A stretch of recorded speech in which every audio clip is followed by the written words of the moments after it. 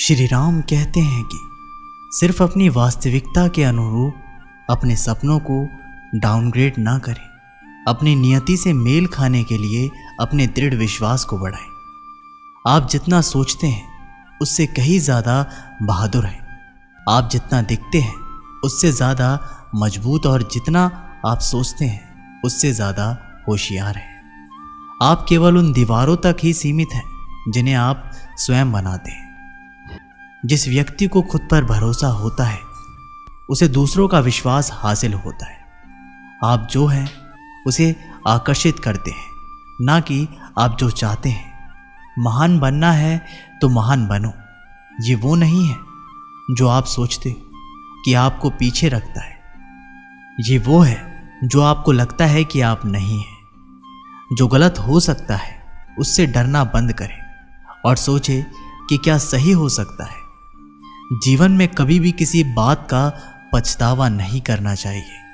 अगर ये अच्छा है तो बढ़िया है, अगर ये बुरा है तो ये अनुभव है। गिरना एक दुर्घटना है, नीचे रहना एक विकल्प है। अगर आप में किसी को खुश करने की ताकत है तो ज़रूर करें। दुनिया को इसकी और ज़रूरत है। अद्भुत होने वाला है। अच्छाई को छोड़ने और महान के लिए जाने से डरो मत।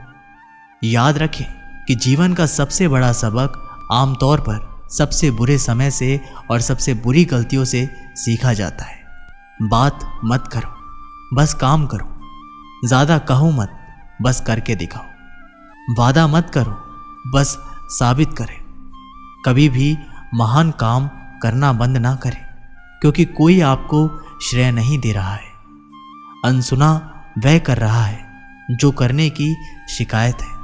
भले ही आप ना चाहे, सोते समय काम करें। सफलता की कुंजी हमारे चेतन मन को उन चीज़ों पर केंद्रित करती है जो हम चाहते हैं, ना कि उन चीज़ों से जिसे हम डरते हैं। उच्च जीवन स्टाइल के लिए कभी माफ़ी ना मांगे। जो लोग वास्तव में आपके जीवन में रहना चाहते हैं वे उनसे मिलने के लिए उठेंगे। यदि यह आपको चुनौती नहीं देता है तो यह आपको नहीं बदलेगा। किसी सपने को कभी मत छोड़ना सिर्फ इसलिए कि उसे पूरा करने में समय लगेगा। वैसे भी समय बीत जाएगा। असफलता से डरो मत। अगले साल ठीक उसी जगह पर होने से डरे जैसा आप आज हैं। एक पहाड़ी आपकी प्रतिस्पर्धा को पीछे छोड़ने का एक और अवसर है। मत छोड़ो। आप पहले से ही दर्द में हैं। आप पहले से ही आहत हैं। इसका इनाम पाओ। मेहनत तब तक करें जब तक आपको अपना परिचय देने की आवश्यकता ना हो। अपनी लड़ाई में चयनात्मक रहें, क्योंकि कभी कभी शांति लड़ाई होने से बेहतर होती है। यदि हम वही करते हैं जो हम कर रहे हैं तो हमें वही मिलता रहेगा जो हमें मिलता आ रहा है। आप अपनी सीमाओं को तब तक नहीं जान पाओगे जब तक आप खुद को उन तक नहीं पहुंचाते। आपको जो करना है वह तब तक करें जब तक आप वह नहीं कर सकते जो आप करना चाहते हैं। जो पानी से नहाएगा वह सिर्फ लिबास बदल सकता है, लेकिन जो पसीने से नहाएगा वह इतिहास बदल सकता है। जीत और हार आपकी सोच पर निर्भर करती है। मान लो तो हार है और ठान लो तो जीत है। आप सफलता तब तक नहीं प्राप्त कर सकते जब तक आपके अंदर असफल होने का साहस ना हो। जिंदगी की लंबाई नहीं बल्कि गहराई मायने रखती है। अगर ख्वाहिश कुछ अलग करने की है तो दिल और दिमाग के बीच बगावत लाजमी है। अगर जीवन में सफलता प्राप्त करनी है तो मेहनत पर विश्वास करें। किस्मत की आजमाइश को जुए में होती है। हर छोटा बदलाव बड़ी कामयाबी का हिस्सा होता है। ज्ञान से शब्द समझ में आते हैं और अनुभव से अर्थ। धन को बर्बाद करने पर तो आप केवल निर्धन होते हैं, लेकिन समय को बर्बाद करने के बाद आप अपने जीवन का एक हिस्सा गंवा देते हैं। सफल लोग कोई अलग काम नहीं करते, बस अलग तरीके से काम करते हैं। श्री राम कहते हैं कि केवल मैं अपना जीवन बदल सकता हूँ, कोई मेरे लिए ये नहीं कर सकता है। मैं हवा की दिशा बदल नहीं सकता, लेकिन मैं हमेशा अपनी मंजिल तक पहुंचने के लिए अपने पाल को समायोजित कर सकता हूं। शिक्षा सबसे शक्तिशाली हथियार है जिसे आप दुनिया को बदलने के लिए उपयोग कर सकते हैं। अगर आपको कुछ पसंद नहीं है तो उसे बदल दें। यदि आप उसे बदल नहीं सकते तो अपना दृष्टिकोण बदल सकते हैं। बिना किसी बदलाव के प्रगति असंभव है, और जो लोग अपना दिमाग नहीं बदल सकते वे कुछ भी नहीं बदल सकते। कला, स्वतंत्रता और रचनात्मक समाज को राजनीति से ज़्यादा आगे ले जाएगा। अपने विचार बदल दें और आप अपनी दुनिया बदल देंगे। वे हमेशा कहते हैं कि समय के साथ साथ बहुत कुछ बदल जाता है, लेकिन आपको वास्तव में उन्हें खुद बदलना होता है। कोई मतलब नहीं कि लोग आपको क्या कहते हैं।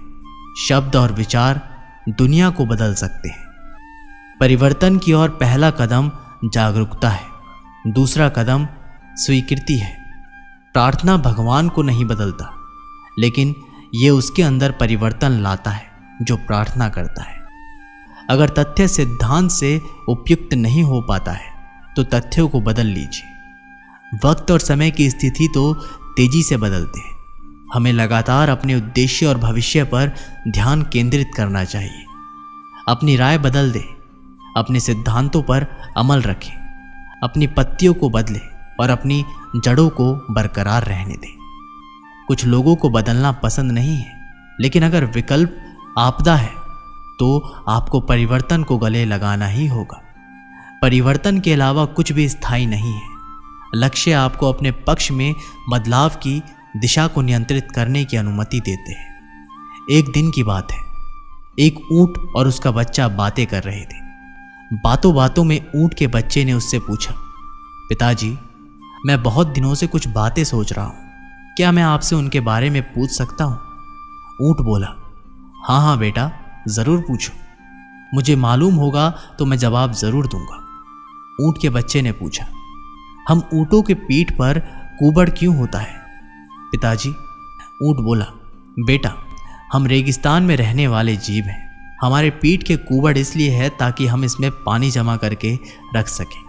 इससे हम कई कई दिनों तक बिना पानी के रह सकते हैं। ऊंट के बच्चे ने दूसरा प्रश्न पूछा, अच्छा, और हमारे पैर इतने लंबे और पंजे गोलाकार क्यों हैं? जैसा मैं तुम्हें बता चुका हूँ कि हम रेगिस्तानी जीव हैं। यहाँ की भूमि रेतीली होती है और हमें इस रेतीली भूमि में चलना पड़ता है। लंबे पैर और गोलाकार पंजे के कारण हमें रेत में चलने में सहूलियत होती है। ऊंट के छोटे से बच्चे ने पूछा, हमारे पीठ में कुबड़, लंबे पैर और गोलाकार पंजों का कारण तो समझ गया, लेकिन हमारी घनी पलकों का कारण मैं नहीं समझ पाता। इन घनी पलकों के कारण कई बार मुझे देखने में भी परेशानी होती है। ये इतनी घनी क्यों है? बेटे, ये पलकें हमारी आंखों की रक्षा कवच है। ये रेगिस्तान की धूल से हमारी आंखों की रक्षा करते हैं। अब मैं समझ गया कि हमारी ऊँट में कुबड़ पानी जमा कर रखने, लंबे पैर और गोलाकार पंजे रेतीली भूमि पर आसानी से चलने और घनी पलकें धूल से आंखों की रक्षा करने के लिए है। ऐसे में हमें तो रेगिस्तान में होना चाहिए ना पिताजी। फिर हम लोग इस चिड़ियाघर में क्या कर रहे हैं?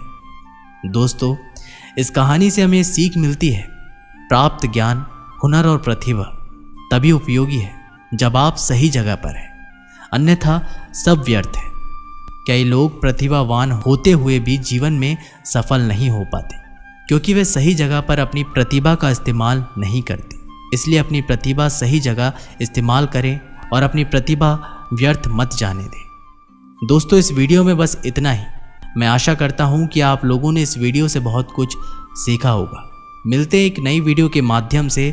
तब तक के लिए अपना ख्याल रखिएगा और कमेंट बॉक्स में ज़रूर लिखिएगा। जय श्री राम।